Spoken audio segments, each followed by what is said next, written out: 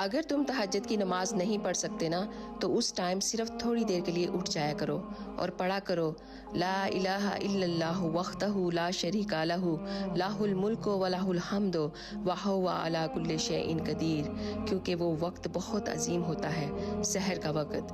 اور ایک بات بتاؤں، خدا نہ کسی چیز کو بھی نہیں چھوڑتا، یہ بات ہمیشہ یاد رکھنا۔ خدا کے ہاں جو گیو اینڈ ٹیک کا معاملہ ہے نا وہ بہت فاسٹ ہے۔ آپ تہجد پڑھنا شروع کرو، پھر دیکھو آپ کی زندگی کیسے بدلتی ہے۔ ایک روایت میں آتا ہے کہ اگر آپ دنیا چاہتے ہو تو تہجد پڑھا کرو، دین چاہتے ہو تو تہجد پڑھا کرو، آخرت چاہتے ہو تو تہجد پڑھا کرو۔